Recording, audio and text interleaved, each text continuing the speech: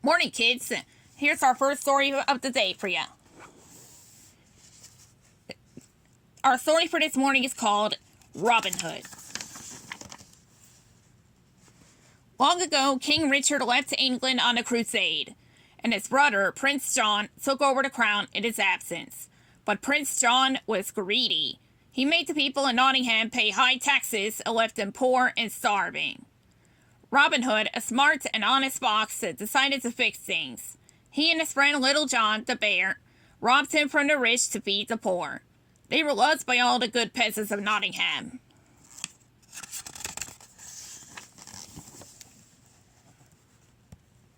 One day, the rabbit family was celebrating Skippy's 7th birthday.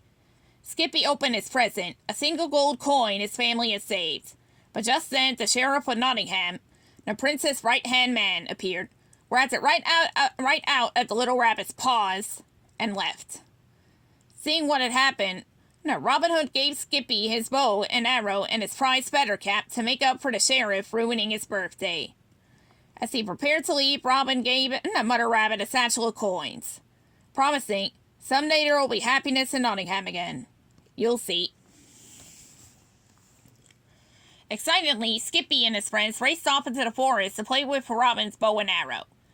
They arrived at a large hill near the castle, and Skippy shot an arrow into the distance. It soared right over the walls of the castle and into Prince John's backyard, where King Richard's niece, Maid Marian, was playing badminton with Lady Cluck. The little animal snuck in through the side gates but were spotted right away. "Who does this young archer remind you of?" Maid Marian asked Lady Cluck. "Let's see. Why, the notorious Robin Hood." "Let's see." Lady Cluck answered.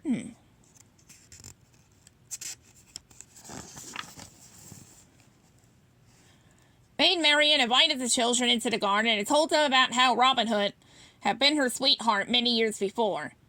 She showed them the tree where she and Robin had carved their initials together. Later, Maid Marian spoke to Lady Cluck about Robin Hood. "Oh, Clucky, surely he must know how much I still love him," she cried. "They had been apart for so long. Had he forgotten all about her?" But of course, Robin Hood had not. Elsewhere in the forest with Little John, Robin Hood was daydreaming about Maid Marian too. In fact, he was so distracted that he burned dinner. Just then, their friend Friar Tuck had stopped by with news of an archery tournament at the castle. There would be a special prize, a kiss for Maid Marian. Although he knew the castle would be full of his foes, Robin was determined to enter. "Faint hearts never won fair ladies," he said. "Fear not, my friends. This will be my greatest performance."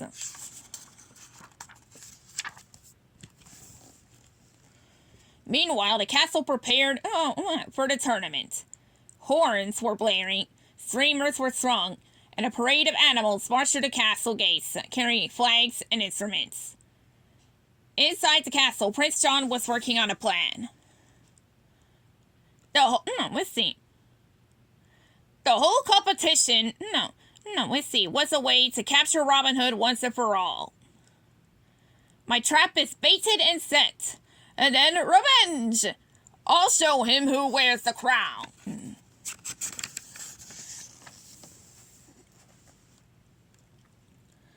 Robin and Little John put on disguises so the royal guards would not recognize them. Dressed as a bird, Robin Hood gave Maid Marian a flower before the competition. As he looked deep into her eyes, she knew it was him instantly, despite his disguise. "I wish you luck, with all my heart," she whispered to him. Robin Hood soon took the lead in the tournament. As he got ready to take his final shot, the Sheriff of Nottingham pushed him. But Robin, he quickly righted himself and won the competition.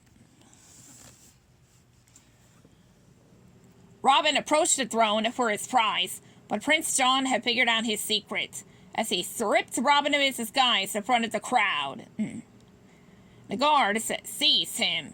Maid Marian pleaded with the prince to spare Robin's life. He refused, but Little John snuck up behind the prince and threatened him, so that he would release Robin. The prince did, and a fight began.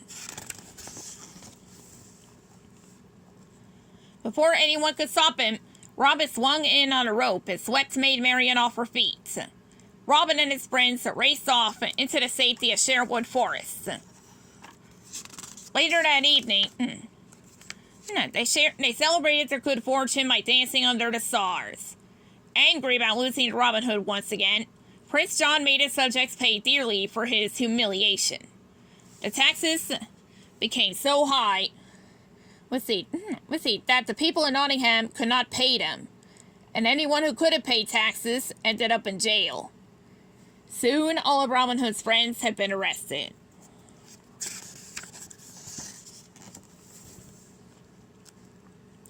Robin Hood and Little John planned a jailbreak to free their friends. Disguised as a guard, Robin Hood stole the keys from the sleeping sheriff of Nottingham and quietly unlocked his friend's cell. As his friends escaped, Robin Hood climbed, onto the prince's, into the prince's bedroom to take back his friend's gold.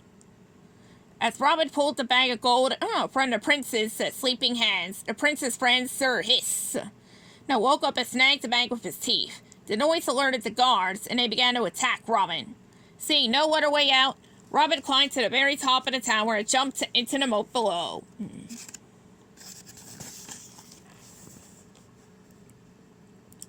Robin did not surface, and it seemed that all was lost.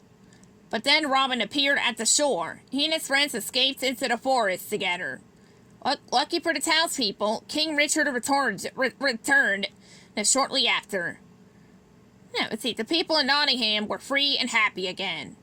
And Prince John, the Sheriff of Nottingham, and their cronies were sent to jail. Robin Hood and Maid Marian were finally married.